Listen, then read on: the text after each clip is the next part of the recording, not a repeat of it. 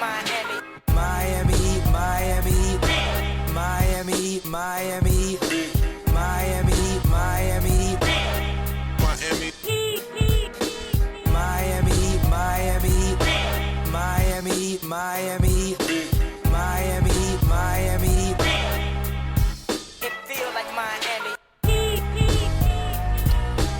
Welcome to the Miami Heat Beat Podcast. I'm your host, Giancarlo Navas, and with me today, got Kenny Spence. What's up, Kenny? Host. What's up, man? Pre-gaming. Yeah, man. Working like hell over here and off here. Like, just it's a lot going on in my life, man. Pretty tired. Just got out of traffic, but we good. How y'all doing? It can't be worse than Miami traffic. You're in Dallas. It can't be worse.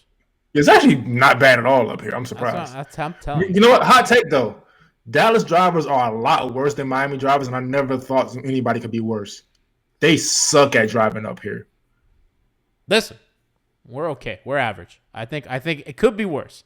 If you're on average, we're average. We're average. I think we're average. We're definitely below average. No, we're average. I don't know. I've never been to Dallas, Kenny, but like we're below average, man. I mean, how could you say Miami drivers are? Yeah, no, Miami drivers are terrible, but we're average. I've never had a Miami driver like turn right on like out of the left turning lane, and that happens up here often. We're reckless drivers. We're not bad drivers, and I think there's a difference. I think the degree of difficulty of things that Miami drivers do, they're like New York drivers. I would never say New York drivers are bad. They try shit. You know what I mean? Like they'll pull up from the logo and like shoot a gap. That's what I'm saying. Yeah. Listen, I won't take Miami slander. That voice you heard and that face you see on stream, it's our good friend. I don't know if I should even call you a Heat Beat alumni. I feel like you've been doing bigger and better things for a long time. But the voice of the Miami Heat pre, post, and halftime show of the Miami Heat Radio Network, also star of Panther Sports Talk Live, and producer of Crowder and Hawk, Alex Solana. It's incredible how wrong you could be about everything you just said. It was like almost a bit of like Crowder and Hawk, the voice, the Crowder, face of Panther Sports Talk Live. I said star. I said star. The star. Yeah, they literally tried to fire us like 3 separate times. One of them, and well, you made it. I didn't make it the last time, but you made it. Yeah, I did. Somehow I made it. And by the way, I am a veteran of the Miami Heat Beat podcast because, you know, there was a time when maybe like 17 people listened to these shows back when you and Brian first started. And I literally would go to your house in your room, ignore all the weird posters on the wall and talk to you about. I don't have weird posters. Talk to you about Jamal McGlure. So you know what? I am a veteran of the Miami Heat Beat podcast, and I'd be insulted if you didn't. I don't know. I want to call you a Heat Beat alum, but I don't want stolen valor. I don't want stolen valor on your career. Understood. Because you know you're you're the face. It's you and Tommy Tige. Am I brought on here? Like, am I a guest? Yeah. But like, I don't know. Are you? Like, this episode is like, oh, we're bringing on Solana for insight because do people know I'm an idiot? Like that they're not gonna get that much insight from me. We don't gotta people know that. We gotta create the illusion. And it's kind of weird to have like my friends on the show because it's like you're kind of a guest, but you're kind of not. It's like when I have Leif on, I was like, you're not really a guest. You're just like doing what you did for fucking 5 years, and I don't know. It's weird. Kenny, the best part is like I listen to you guys to steal your takes for the radio. So like this is weird for me, you know. Like Alex, whose takes am I stealing today? He's like, yo, you're playing the Raptors, and he got any numbers? Literally called. I'm in LA and I'm doing Heat Radio pre, half, and post game from LA from my hotel room, and I'm calling G before game like, yo, we're playing the Raptors. What do I need to know about the Raptors? Because I have no idea right now. I'm on a bender in LA. Like you gotta fill me in. You guys are covering the Dolphins and the Heat. You're chasing two around and you're covering the Heat. The hardest working man. Yeah, man. Yeah, it's been fun though. It's been a really cool opportunity to work with the Heat. I mean, it's I know it hasn't been the best season or whatever, but it's been a lot of fun. And that's why we brought you on, Alex, because I couldn't think of a better person to get the vibe check of the Heat. You're in the building. You're around the team. And I think that there are genuine conversations that I want to have about how do people in that building feel about this group? Because I went on Bob Schmidt's Cavs pod, Fear the Fro, this afternoon, and you should check it out. Bob's great, Fox Sports radio veteran, and he asked me, he's like, how do you think Miami's going to perform in these upcoming games against Cleveland? And I was like, Bob, I got to be honest with you, I have no fucking idea. And I don't know who they are. And we're at this point that I think that they're kind of but then they go into Cleveland and win, and they go into Philadelphia and win, and they have great wins all over their resume, and also they lose to the Hornets, when they shouldn't. So I want to talk to Alex. First, I want to ask you, like, how do you feel about the season? Because some of us, we're tired. You are also covering this team day in and day out. Where are you at with them this year? Yeah, I mean, I'm kind of like also. They go in, they pull off these big wins on the road, and I'm on the air the next day saying the Heat are back, baby. This is time. The Heat are back. And yeah, classic. And and then 2 days later they're losing to the Embiid-less Sixers because the Sixers decide they're going to make it a track meet, and Miami just can't keep up offensively. But then they're scoring 130 points. Duncan has 14, Caleb has 21, and Oladipo has 22. And then tomorrow we're playing the Cavs, and it's like, okay, can they realistically keep that up? So, man, like, you hate to say it, but this team is probably right in between one of those two teams, right? Like, what's more indicative of this Heat team, the real Heat team? Is it them winning in Philadelphia, or is it them losing to Philadelphia at home? And as boring as this answer may be, it's probably right in between. Like, they're probably right where they're supposed to be. I think they end up getting out of the 7th spot. I think Brooklyn does end up falling, which I know is easy to say because it's Brooklyn, but I do think that ends up happening here. Like, I really do. I think they end up in the 6th seed. But as everybody else would say, again, I'm not breaking any ground here when I say this. Can they win a first-round series if they avoid Boston or Milwaukee? I still feel like they can. And I know a lot of people don't. I know a lot of people who listen to the pod, and a lot of your followers on Twitter would say I'm delusional for saying it. I don't think I'm delusional. I still think that other teams around the league, and like, we talked to some of these play-by-play guys that come by. A lot of the reporters who cover opposing teams sit by us on Radio Row, and the sense you get from people around the league is, okay, Miami hasn't been great. Their shooting has been bad. They've given up some pretty bad defensive performances since the All-Star break, but nobody wants to play them in the first round. And that's the sense you get from people who probably aren't paying too much attention to the Heat, but are keeping a watchful eye. And I still buy into that notion that for whatever reason, Jimmy can beat Jimmy in the playoffs, and you pair that with Bam. Hopefully Hero plays a little bit more consistent, and you get a little bit more consistency from your bench. You can beat a favorable matchup in the first round.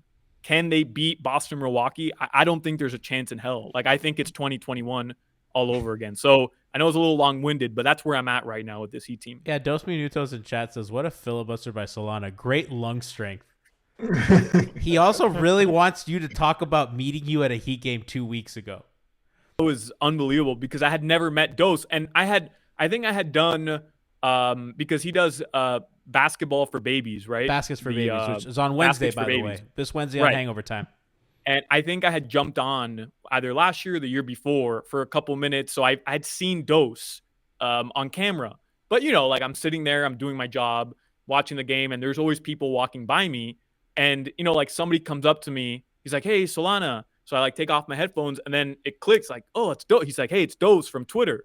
And I was genuinely so excited. Twitter. Yeah, I mean, I was so excited to meet Dos from Twitter. Like, I don't know why, but I was just, like, filled with, like, so much happiness that one, that I met him, and two, that he would come up to me and be like, hey, it's Dos from Twitter. Like, Solana, we know each other from Twitter. So that was fun. But also the Heat lost that game, so I made it very clear. I never want to see him at a Heat. Where were Dos's seats? Do you know? Oh, bro, he had good seats, man. He wanted me to ask you. He texted me just now. Ask him where my seats were. What a fucking humble brag from this piece of shit. He had good seats.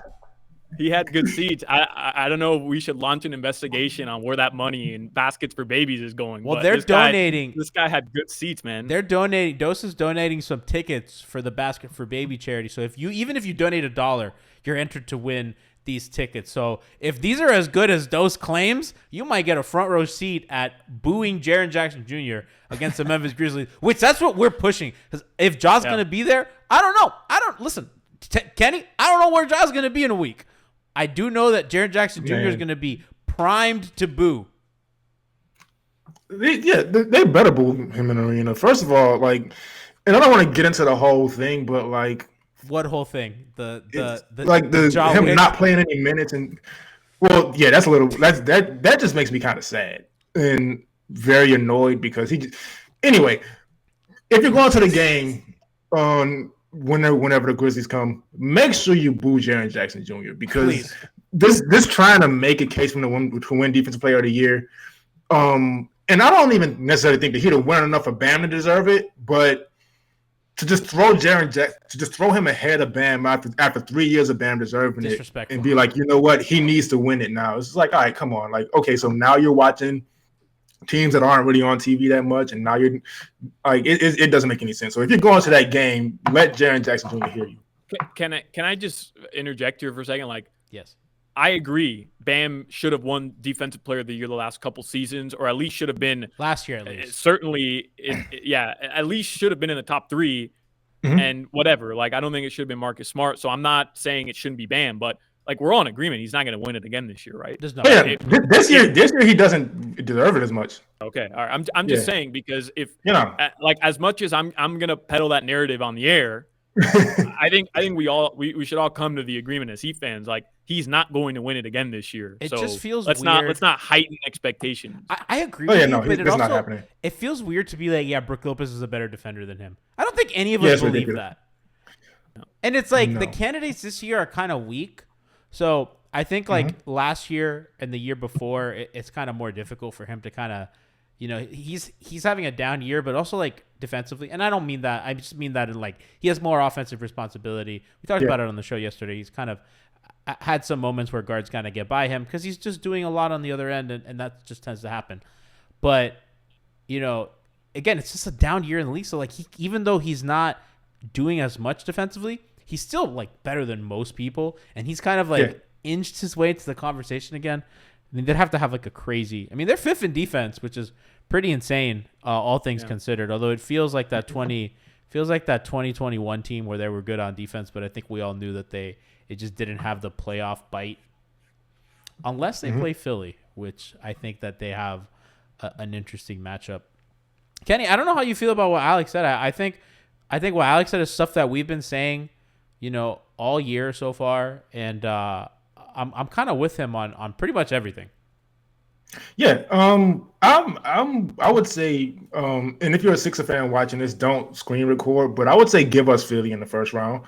But I think just this team is so confusing, and I wish I had the time to look up what the Heat's record is against above 500 teams this season, because it seems like they step up in those games for the most part. Oh, absolutely. Yeah, so, and that's more of an indicator of what can happen in the playoffs. And I am 100% with the opposing teams' journalists and play-by-play guys. The Heat still are a team you don't want to see in the first round, just off the sheer fact of how hard they play. You don't kind of want to deal with that right away in the playoffs. And then on top of that, we know what Jimmy becomes in the playoffs. Bam has this new dynamic to his game where you can pack the paint and slow him down a little bit, but it's not like, okay, Bam's out of the game now because he can't dunk anymore. And so I definitely think any team – I think they can also probably get a series over the Cavs too, but I think just in general, I fully understand why any team wouldn't want to see them in the first round. Nobody does. Like, you talk to – like, I mean, I hate to use Bill Simmons as the example. I mean, he's even scared. He calls them the zombie Heat. You talk to any opposing fan base – I'm in a group chat with some Celtic fans, and they're like, I don't want any part of that. They're like, we don't want that. We want the Knicks because we don't believe in that team. Like, everyone's like, that's kind of cute what they're doing. Like, it looks kind of good, but nothing really looks sustainable. Nobody really wants Miami. Even by all accounts, New York has played like a lot better than Miami recently. And teams are still like, no, never mind. I'd much rather have them in the playoffs. And that's the feeling like within the Heat organization, by the way. That's what I Like, wanted to just ask you. Yeah. Yeah, flat out. I mean, that's the feeling. Look, like they didn't move on from guys they may lose in free agency. And gee, like you're way more savvy with this stuff than I am. But like I looked at them keeping Strus and Gabe Vincent before the trade deadline, in my opinion, as them still saying like, yeah, if we're healthy, we still have a shot, and we're not going to give up some of our better role players. A shot guys, at what though? I guess that's like winning a playoff series. Yeah, I mean that's how we feel. I'm telling you that the Heat. I know how crazy it sounds, but like, are the people in charge realistic with what the ceiling is? Perhaps, but I still think in the back of their mind, they and guys like Jimmy and really like just the feeling around the team, despite them struggling, despite how bad it's looked since the All-Star break at times, they still feel like they can, in a 7-game series, take down anybody. Like that's the vibe you get, when you're talking to some of the people who are constantly in communication with the players and the coaching staff. So obviously that's the message they have to convey, right? You're a professional athlete. When you're asked about how you feel about your team, you're not going to come out publicly and hammer anybody. No. So I understand that element too, where yes, they have to convey this message of belief and togetherness and pushing forward or whatever. But I actually believe that Jimmy Butler and Bam, like they think that in a 7-game series, no matter how bad it's looked, they're good. Like they'll be able to go up against anybody and beat anybody. Like that's how I feel like they conduct themselves moving forward towards the end of the year. That actually does make a ton of sense, because at the deadline they kept Lowry. I don't even think they made him available. Maybe you would know different than I do, but I don't think they even made him available. And then they brought in NBA champion Kevin Love. So I think the Kevin Love move, of course, they needed a 4 in some sense, but also they brought in somebody who's won a championship before and who fits the mold and can lead and has IQ and all these things you need to go into a deep playoff run. So I definitely think the combination of those two things, keeping Lowry and signing Kevin Love, is kind of an indicator of where they think they can go and how much of a chance I think they have. But G, let me just ask you this: like, okay, we saw how hot of a commodity 2nd-round picks were right before the deadline, right? Like Jay Crowder, whatever. And I mean, there's a whole other discussion that can go into, is Jay Crowder worth 5 2nd-round picks? We can have that another day. But the bottom line was several players were traded for multiple 2nd-round picks. Now, Miami right now kind of doesn't have that draft capital, and they didn't want to sacrifice it to go out and move Lowry and attach a couple first just to get off of the cap, right? But moving forward, I think it's fair to assume coming this free agency and once that trade window opens again, 2nd-round picks are still going to be worth something, just based on the precedent we saw right now in at the trade deadline, right? Like that's just me assuming it, and maybe I'm wrong. Again, like better than I do, but if Miami knows moving forward, keeping Max Strus and Gabe Vincent is going to be close to impossible, just based on what their cap structure is like, especially in my opinion, Max. I think he gets, a pretty decent contract come free agency. Why not try to move him for 2nd-round picks? You're telling me there's no contending team that could use that extra wing guard to help them go on a run, and they wouldn't have given you 1 or 2 or 3 2nd-round picks if Jay Crowder got 5, and that will just start to help build up Miami's capital in terms of picks. Even if it is just 2nd-round picks, you saw how important they were at a deadline, and Miami refused to move on from guys like that. So to me, that's Pat Riley, that's Andy Ellisberg, that's Eric Spoelstra. Not that anybody's told me that, but that to me is an indication that we're not going to move on from guys who are important to what we're currently doing just to have a couple 2nd-round picks in the bag come this offseason. We still feel like they can help us get to where we're going. And that goes back to what you asked me, where are they going?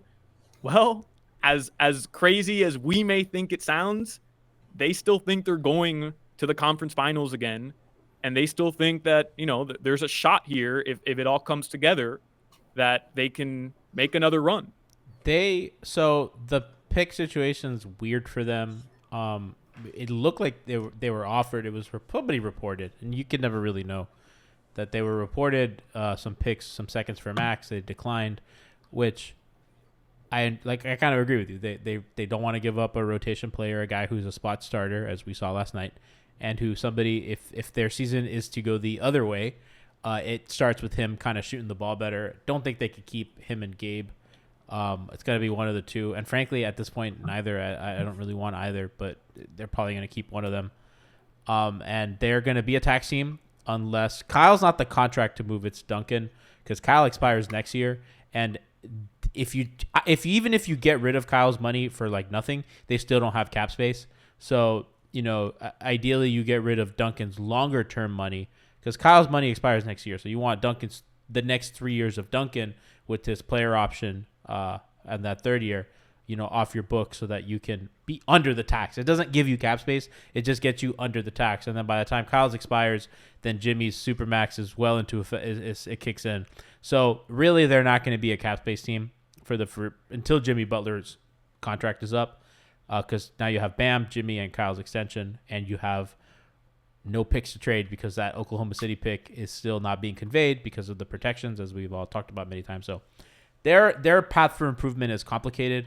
So they probably should have moved Max per seconds. I probably would have, but judging from what you're saying, and it makes sense, like they feel differently. Yeah. And that's why I boiled it all down to that. Like, they didn't move on from guys who they probably, and I mean, it's easy for me to sit here and say, well, anybody would have given up 2 seconds for Max. Maybe not. Like, maybe that's it was not reported. How the market... And again, I don't know what to do with that. But, right. There were like reports floating, and it's like somebody probably would have taken a chance on him. I don't doubt that they could have gotten something for him. For sure. Mm-hmm. Which is how I feel. Yeah, because I mean, like to Solana's Jay Crowder example, he'd been on the couch all year, and he hadn't been playing great in Phoenix before that anyway. And so for him to get 5, they could have got 2 for Max. That's an overpay, because Sadiq Bey went for 5. And it's a little bit of an overpay. But the thing, like there's a lot of overpays right now with picks. There's a pick inflation. I'm telling you, Alex, have you heard what I said? Second round picks are like crypto, right? Everybody, they only have value because people want them, but like in reality, like at the end of the day, then you're stuck with Dogecoin, and the Dogecoin is some middle schooler. Yeah, it's pretty insane because then you pick these players and then they may not even make the league. Alex, we were talking the other day. Imagine you fucking tank, right, for a top 5 pick, and the guy you draft is Cody Zeller. And you sucked ass. You sucked, and you had a miserable season for the privilege to have Cody Zeller. There's so many examples of that, man. Like, just what I was watching, the most random thing ever, but I was watching some highlights of Mario Hezonja like 3 days ago. And I think the Magic took him 6th overall. The Magic have overall. A lot of those, bro. Yeah, it was 5th, I think. Yeah, and I could be wrong, but I think it was the same draft as like Trey and Luka. I could be wrong about that, but regardless, like, think about that. Like, you take Mario Hezonja 6th overall, and I don't even think he's in the league anymore. But I was watching Hezonja highlights prior to him coming to the NBA, and I remember thinking to myself, this guy, he's gross. Like, he's the next big thing. He's the next big European player. And I mean, thank God I'm not a GM, but like it's so funny how many examples of that you can point to where like teams really gamble on somebody high up and they end up just being Cody Zeller. It's just funny. Man, like, Anthony Bennett. Yeah. That was a mistake, though. Nobody had him first. That was Cleveland being stupid. Yeah, I don't know why they did that. That was Cleveland being stupid. No. That was... What's the thing? Like, you gotta draft, you gotta get the pick, you gotta draft well, you gotta develop well. There's a lot that goes into it. Like I've said before, if I were a GM, I'd never tank. It's just not worth it to me. No, and I think if you're in the market to tank, it makes sense, right? Like, if you're in different cities that aren't free agent destinations, it is certainly a good way to get some lotto tickets, right? And sometimes you win the lotto, and sometimes that lotto's LeBron James. Sometimes it's Zion Williamson, where I don't even know if that's a good or bad thing at this point. But look at the Sixers, man. Like. Yeah, I know that's a very, it's deeper conversation, right? Like, you could really go into the Sixers and their process and really like digest it all or whatever.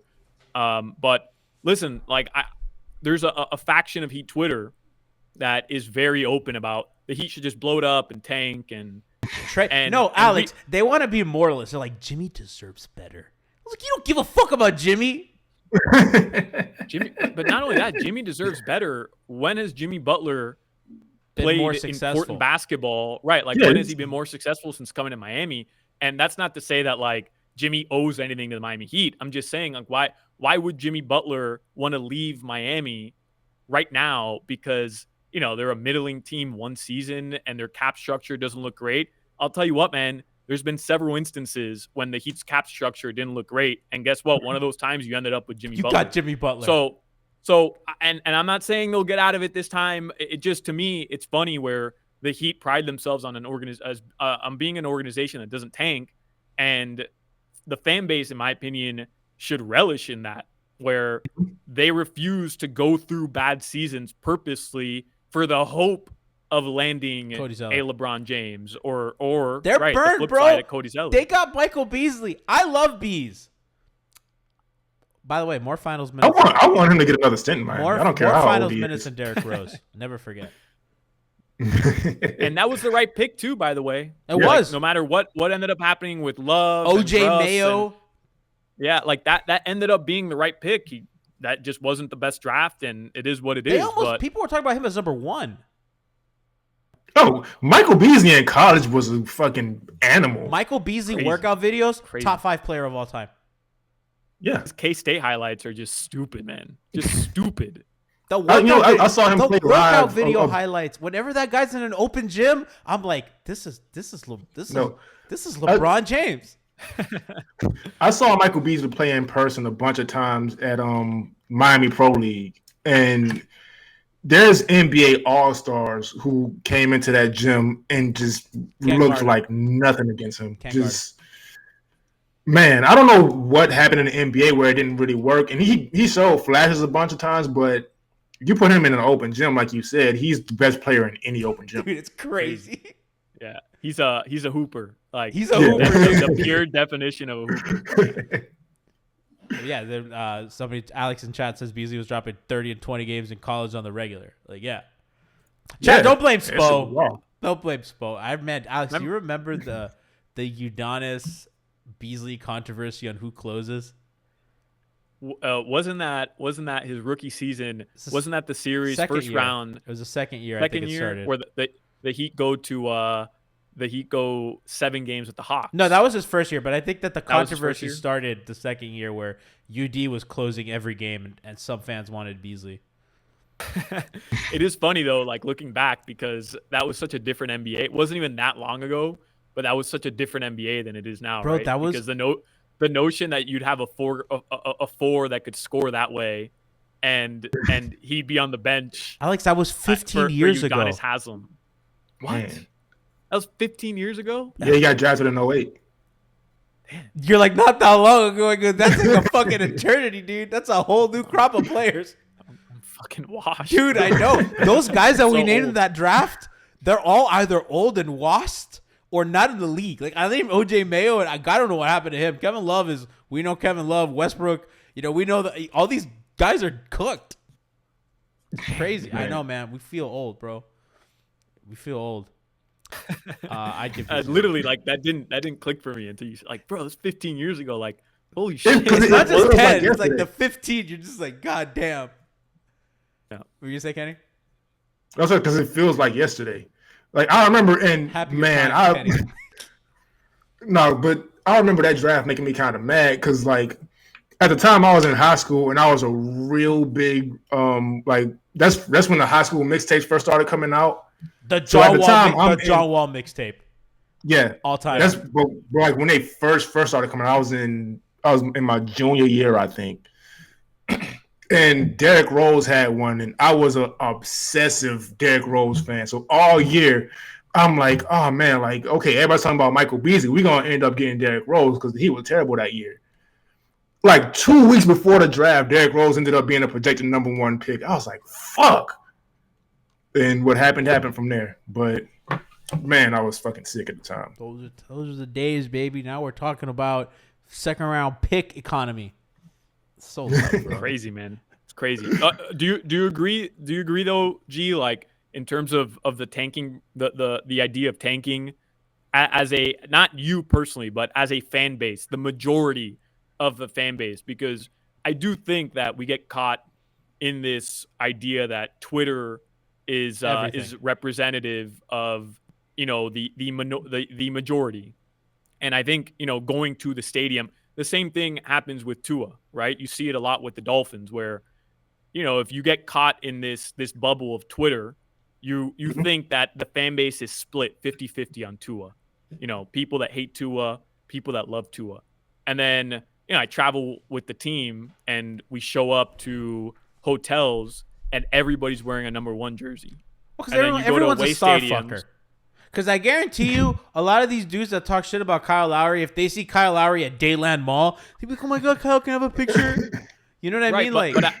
But I mean, Kyle Lowry is a separate situation. I do think most of the fan base is upset with him. But no, they hate him. They straight up hate him. Yeah. Right. So somebody not playing for this amount of time, especially with, you know, how mixed the reports are and whatever, is different to me than, you know, a guy like, I don't know, like Bam or whatever, where or even Jimmy, where there is this loud faction on Twitter who's literally telling you like, oh, trade Jimmy, his contract sucks, that he aren't going anywhere unless I think they that's clear such that a up. minority though. And it's really when I tell you that if you walked into what's it called, Miami-Dade Arena right now, and you polled every single person walking through that door, like, hey, would you even consider trading Jimmy Butler? Like, you're gonna get 17 it's a people non-starter who tell you yes, and everybody else is gonna look at you like you're smoking. Hot take meth, Harry you know? tells you absolutely. Give me all the second round picks, and then Florida Nando in chat says I'm throwing an empanada at Lowry if I see it, which made me just laugh because that was funny. No, you know what? Perfect example of what Alex is talking about. Remember last season, Duncan Robinson on Twitter was public enemy number 1. Everybody hated Duncan Robinson. But remember that game where he hadn't played in a while and he went to the scores table and got a standing ovation? That's no. Like it's just. I think that happened yesterday. I think the fans that literally happened yesterday when Duncan walked to the scores table and Mike B introduced him. You know, he hasn't been playing great, and he was 1 for 1 the last time he played, but it was garbage time against the Sixers. Yesterday, he checks in late in the first quarter, and you're down. Well, you gave up 43 points, but you were down 10 points at that point, or at least double digits. He was the savior. He was the savior. Not that he got a standing O, but you know there was very loud of cheers, apparent cheers for Duncan Robinson, who has been, you know, a big letdown considering how much you paid him over the past 2 years. Alex, so I have a question. It's such a perfect example, Kenny. If Kyle goes to the scores table tomorrow, chat says that was all Alf cheering for him. If Kyle goes to the scores tables tomorrow, he's checking in. He's kind of waddling over. Is he getting like a lot of cheers? I mean, he'll get cheers because that's what a home team does. Right. Is it gonna be? Will it surprise us? Or is he just getting straight booed? Or man, and maybe it's because fan bases are ignorant, and you're at a stadium, and you just want to cheer on your team. Did you need them to win? Which is fair, right? Like you're there, you've paid money, and now whoever's checking in for you, you want them to win. I think yes. I think the majority of the fans would give a pretty loud applause for Kyle Lowry checking in. We don't boo our own players. That's not a Heat thing. That's a Sixer thing. Yeah, that's true. Chat says if I'm in the building, maybe he'll get you. Yeah, no, I think he'll definitely get a good ovation. This is like I get people not liking him. I get it. By the way, I want to make it clear. I get people not liking him. I was just curious as to you know how that goes, because Alex is right about the Duncan thing. Well, Duncan's gone from villain to hero again, right? Because he's like this alluring thing of like, can you fix this? And Lowry might be the same thing. It's like, I also think some of the fans are sick of watching Gabe Vincent make 50 decisions a game. Yeah, it's frustrating. And I love Gabe. I do too. He's one of the nicest. He's one of the nicest dudes. Like you talk to him, and he'll give you the most elaborate answers. He's always the most respectful person. Like I love Gabe, but you know it's frustrating watching him in a do role what that's he above does his head. Sometimes. Right, and that to me has always been my point, where you're asking somebody who's making $6 million a year who was undrafted to be a starting point guard, and that's just not who he is. It's just not. Kenny, I think a starting point guard in today's NBA, where like 28 out of 30 teams have like borderline all-star point. Like it's a crazy point guard era. I don't know if you want to throw Gabe out there, but yeah, what you saying, G? I think the way to gauge this, and Alex, you and Kenny might be able to answer. I think the way to gauge the actual common person's opinion is check the Instagram comments of the Heat account.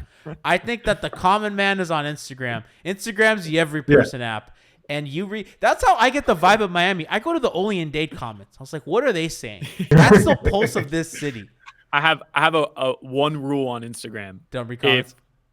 That's a big rule for like my mental health. But if you see one of these, like, you know, and I'm not taking shots or whatever, but like Only in Dade does this a lot. A lot of these like big local accounts do this a lot, where they'll put up like something obviously controversial. They obviously just want to run up their comments for engagement, and then in the title of the post they'll write, "Let's discuss below." Below. Let's discuss. I'm not reading anything because you know I read them. That it's literally I want to know the pulse of my city. I want to know what these people are thinking. I want to know. I want them to just post Kyle Lowry and just go discuss. Just to see. I just want to know. I just want to know. Kenny, were you gonna say Facebook is tough too, man. The Facebook is tough. That's a different demographic.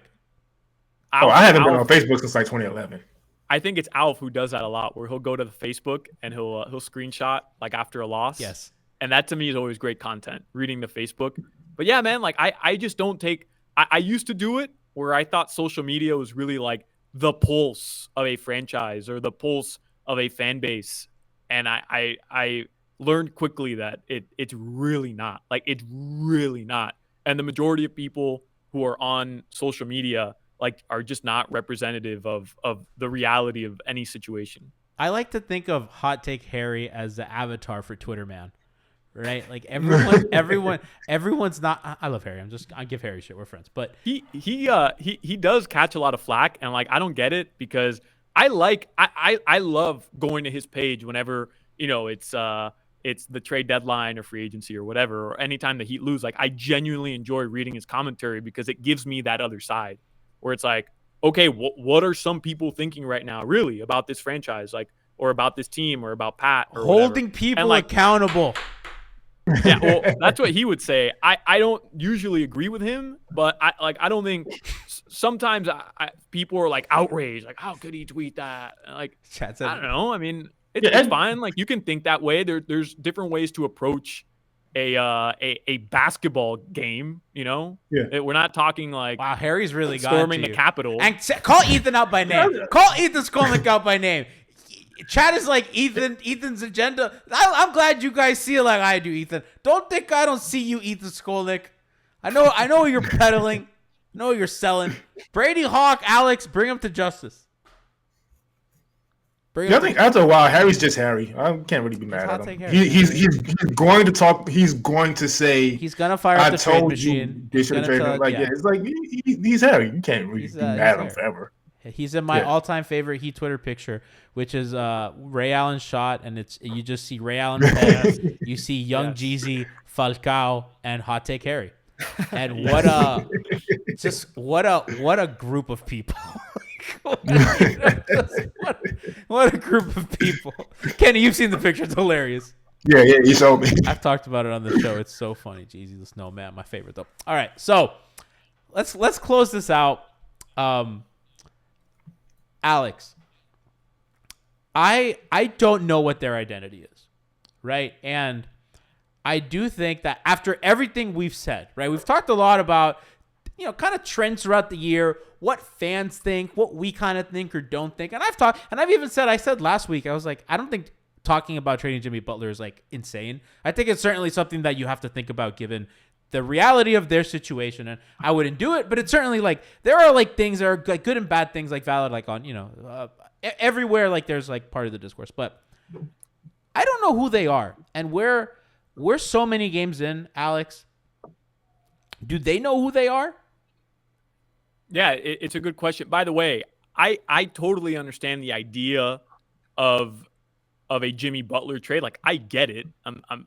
But It's I'll tell not you right now, the stupid. Heat are. It's not stupid. No. Yeah. It's not stupid from the standpoint of alleviating cap room and building towards the future, building around Bam, who clearly can be a centerpiece to build around if you can go get him another star or whatever. But I'll tell you right now, it's not happening. It's not, unless Jimmy and, goes. And I'm not. That's not a Never. hot take. It's not a hot take, and I'm not breaking news. Like, and I'm not plugged in with Pat, who told me this or anything. You're plugged into Andy, But of course. If you actually think the Miami Heat are trading Jimmy Butler without Jimmy going to the front office and saying, "I want out of here," what have you been following for the past 2+ decades? Is Shaq Not the this only one that organization. they traded? Yeah. Well, and I was going to bring that up, right? Because to Alex's point, I think aside from Jamal Mashburn, which was in like 2000, That's a name. the Heat haven't traded a star, and Jamal wasn't even the star of that team. So Right. I don't even know if I'll give Well, no, you they that. traded but, Karan. They've traded stars, but for other stars. yeah, Right, but but Karan after his rookie year, like established star. The only one is Glenn Rice, but he never played for Pat, and so Right, it's- but it's every time you were trading, and yeah, Glenn Rice doesn't really fit because it was a different era. yeah, But yeah. every time you're moving Lamar and Karan, who are you getting? A bigger star. Yeah. Like if there was a star on that level, and I guess Durant was, but Durant didn't want to come here without Jimmy Butler anyways, and without Bam Adebayo anyways, so it didn't matter. Like, that conversation doesn't matter. It doesn't hold any weight. They're not trading Jimmy Butler. There's no way in hell.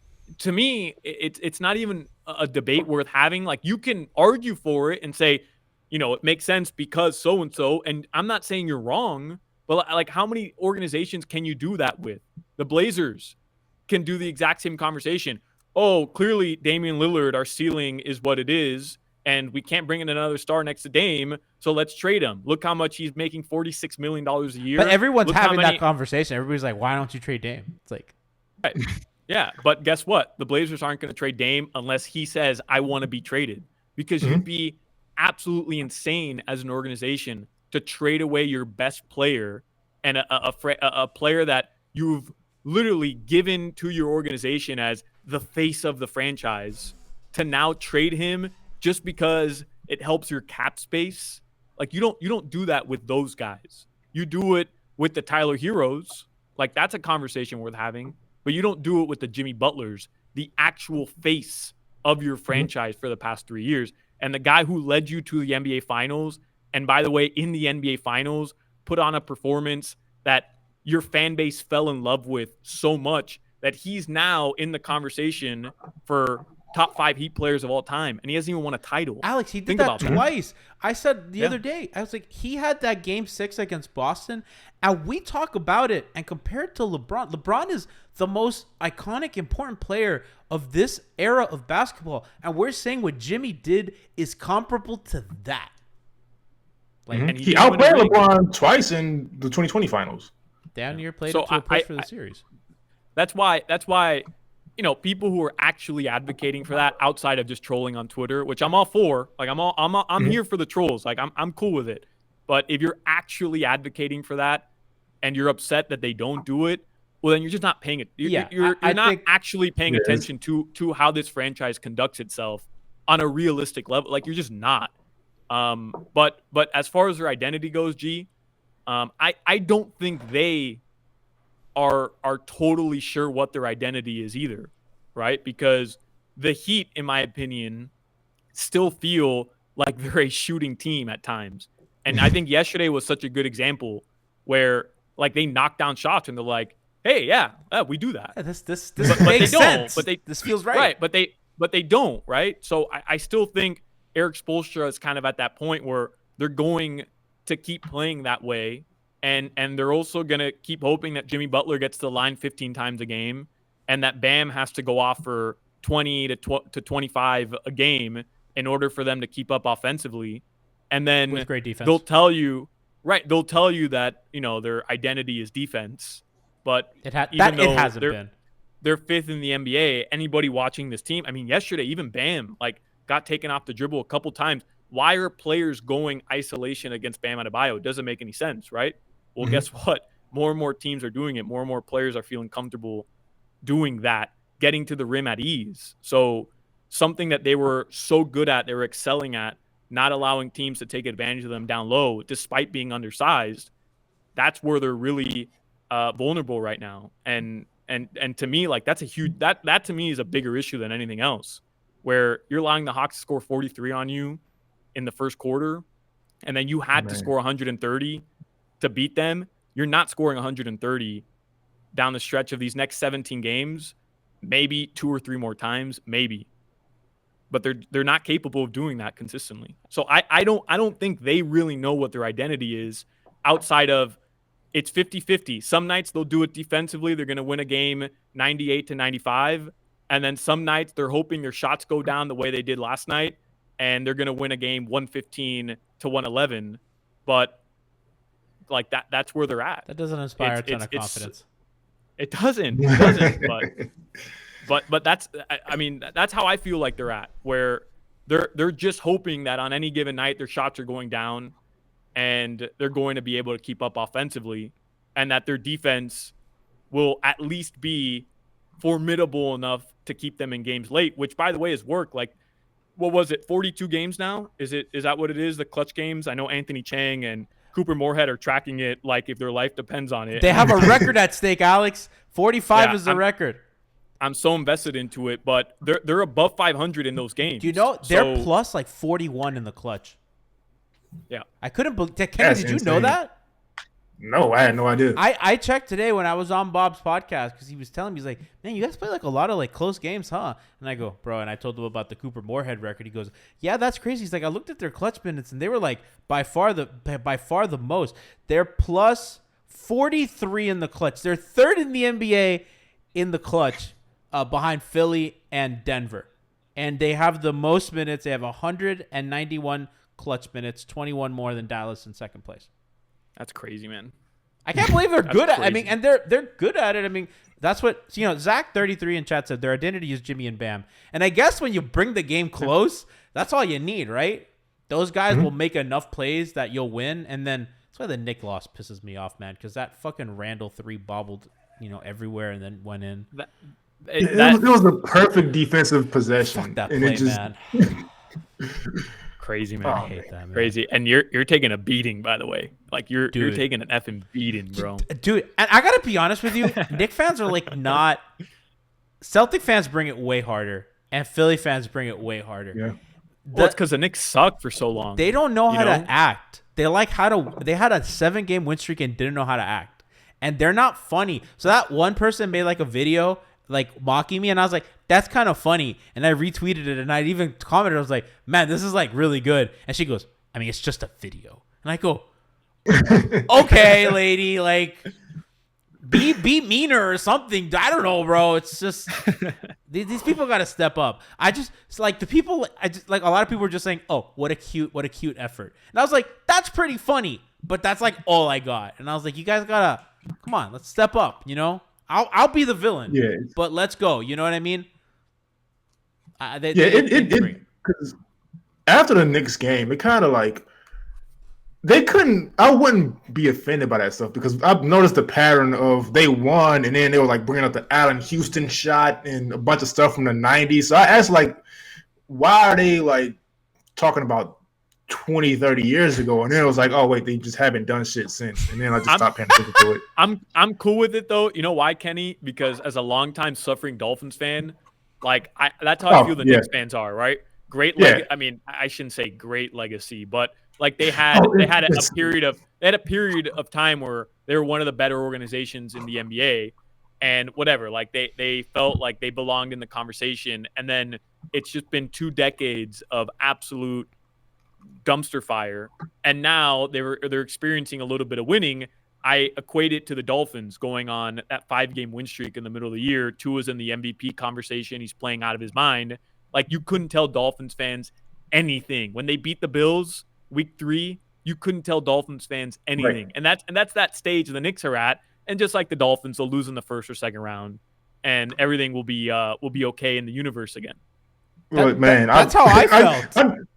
No, but this is the thing, right? And I didn't know we were going to end with me slandering the Knicks, but I'm like, Heat Beat is a platform where I can, like, I'm really big on, like, I watch a lot of classic games and I study a lot of old players, and so like I just don't get to use that on Heatbeat. But the Knicks are probably the most overrated franchise in sports. And I say that pretty confidently because they won 2 championships in the 70s, and they were never a threat to win another one until the mid 90s, which they even still in those final series they didn't stand a chance. And then they were bad for another 20 years, and then they had the Iman Shumpert and the Amar Stoudemire and Carmelo teams, who nobody also believed in. And then they had 2021, and they have this year. And it's just like this. So the whole idea of them being like the storied franchise, quote unquote, not really. They just play in New York City. Like if you put that exact team's history in any other city, Minnesota, nobody cares. They had the same. If I'm not mistaken, they have the same amount of championships as the Seattle Sonics. Yeah, but it doesn't matter. It was in the 70s. It doesn't matter. It literally doesn't matter. Yeah, none of it matters. There was no 3-point line. I think like, the only like sports team that I think is as overrated as the New York Knicks is Bayern Munich. They just fucking farmed the German league, and I'm not impressed because you farmed the German league. And then you get all the good players because you guarantee you're just going to win a bunch of titles because like all those teams in Germany stink. They've won a couple of Champions Leagues. Yeah, because you farmed the German league and then you're able to get players. I get it. To hold but it I mean, because it's a little participation trophy. Like Sadio Mane went there, he left Liverpool to go play in Bayern Munich, and he holds this little participation trophy like I win the German league. But I'm not even disagreeing with you. Like I have no love for Bayern Munich, but I don't think that's a good comparison. Barcelona's right there too. Fucking participation trophy league. La Liga sucks. It's a wasteland, bro. I fucking hate I don't understand how anybody can like say that league is good. I fucking hate them. I fucking hate everyone that's not Liverpool. Let's just be real. Hey Arsenal, fuck you for hurting Luis Diaz. I fucking hate you. Hey Kenny, guys. I'm 100% with you though, bro. Knicks first round exit. And we'll be all right. Thanks for bringing We'll this. be all right. Yeah, they're not getting past anybody. We've seen Julius Randle in the playoffs enough. Chat's mad at me. We've gone a long time. Alex, thank you so much for making the time for us. Listen, we went all over. We went back in time, forward in time. We talked a lot of stuff. Thank you always. Good. Alex is a dear friend and a great person and human. Where can people find your work? When can they listen to you? If they want to hear these takes on the radio, when and where? 2 to 6 with Hawk and Crowder. But yeah, I mean, I know everybody who's listening hates the radio, and you guys think radio's dead. Not us. We love the radio. We're not Ethan. And nobody wants to listen to radio anymore because the people who run it are terrible and blah blah blah. But that's just Brian the Beast London. 2 to 6 Hawk and Crowder. I promise you, we're entertaining when you're not listening to Miami Heat Beat. I promise you, Channing Crowder is worth your time. And if you happen to be on the way to a Heat game, and who knows, like maybe your cell reception isn't great, so you can't listen to the pregame show on Miami Heat Beat, which I'm not saying you shouldn't. I'm just saying maybe your cell phone died, and maybe, Spotify is not working one day, and oh my God, your radio dial works, like maybe, well then you can What's hear a radio me. dial?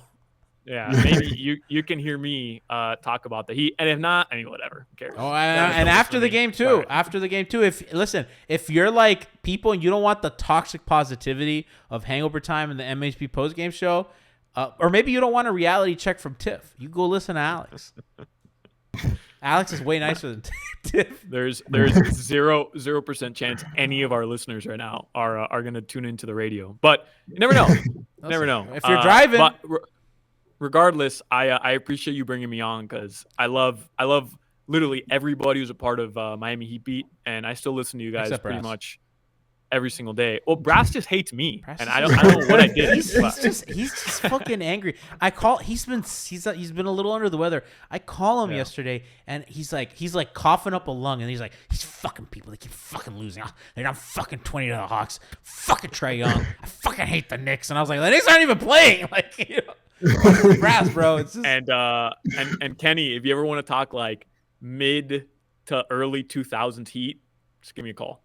For sure, 100%. We'll just chat it up. That's you're what I actually want to talk about. Chopping it up. Yeah, about actually, when we get off here, I'll give you my number.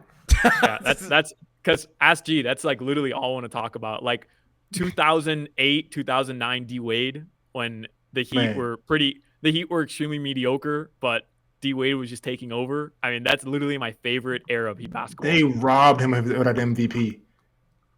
That should have been. I it. love that take, Kenny. Insane. I love that take. Yeah. Kenny, you had a tweet Insane. the other day, and you're like, I'm watching like D Wade film from 09, and you're like, they just like couldn't stop him, huh? Like literally, like you know the play.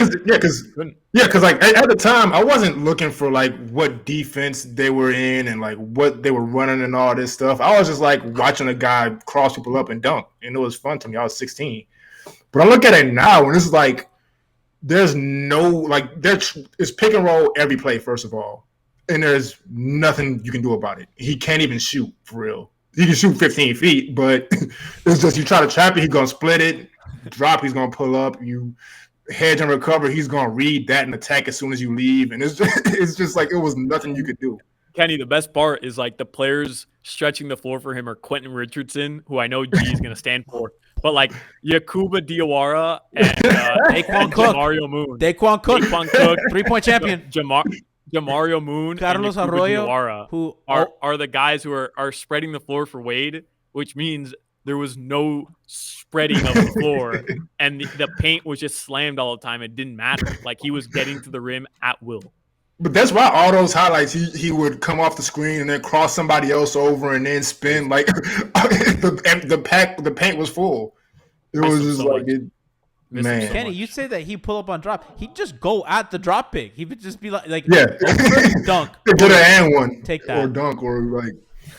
Shout out to Sean Lottie in chat. Resubscribe to tier 1 for 19 months. That's love and that's respect. Thank you to chat. Thank you to my lovely panelists and friends. Remember to tune in tomorrow for Hangover Time. It is Baskets for Babies. Dos Minuto will come on and join us, and we will promote Dos's charity, Healthy Mothers, Healthy Babies, with their Baskets for Babies campaign.